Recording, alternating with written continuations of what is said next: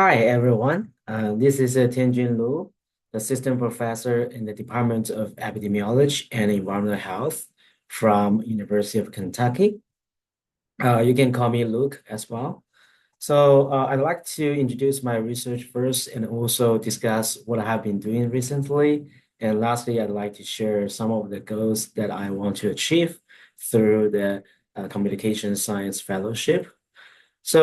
First of all, my research focus on developing healthy communities through sensor technologies, geospatial techniques, and exposure science. Particularly, my research look at where and when and how much air pollution we're exposed every day. To achieve this, normally I would rely on two major approaches. The first approach will be based on monitoring. So meaning that I normally leverage low-cost sensor technologies and also citizen science to develop community-based air monitoring campaigns. So examples would include like if one person would be given 1 unit of air sensors. So I would train them to install these sensors inside and outside of their property so that the data could be collected over several days, over several months, and even a year. And after that, this data will be collected and also analyzed by my team so that the household report will also be developed to share this timely information with participating households. And the second approach will be based on modeling. We all know that we have the limitation of setting up air sensors everywhere because we only have limited resources and personnel. So that means there are surely locations that we could not cover by using low-cost sensor technologies.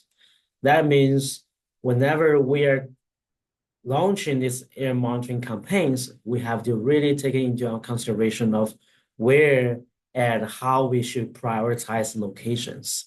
So with that, I also use some geospatial tools to develop air monitoring, to develop air modeling products, meaning that I can use the empirical data collected from the first approach of monitoring so that we can predict air pollution concentrations at locations of unmeasured places.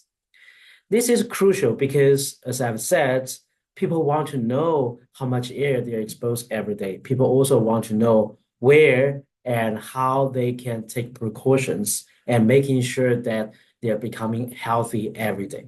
So this is what my research will focus.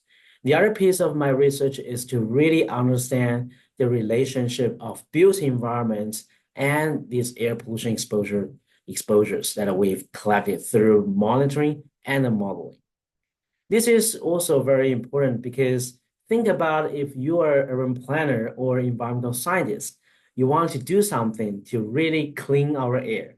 This is where you can understand what kind of built environments would shape our environment, what kind of variables will play the most important roles in reducing air pollution exposures. So that my research really centers on these two pieces. And recently, I'm being heavily involved in developing a community-based air monitoring campaign in the Gulf region in Texas. So I use exactly the research approach that I mentioned, which means that I will engage community members and also I will leverage local sensor technologies to really develop this monitoring campaign to collect a baseline data set for locations, especially that have been long time vulnerable in the United States. And more recently, in the fall semester, I would also want to understand the air pollution exposure and sleep quality among high school students in Eastern Kentucky, where we haven't really investigated a lot. And lastly, my goal to apply for this communication science fellowship is really understand the tips and challenges, and most importantly, get some lessons learned from this fellowship and hopefully I can become more aware of the communities that are around us and ultimately helping shaping our local communities in the future. Thank you so much.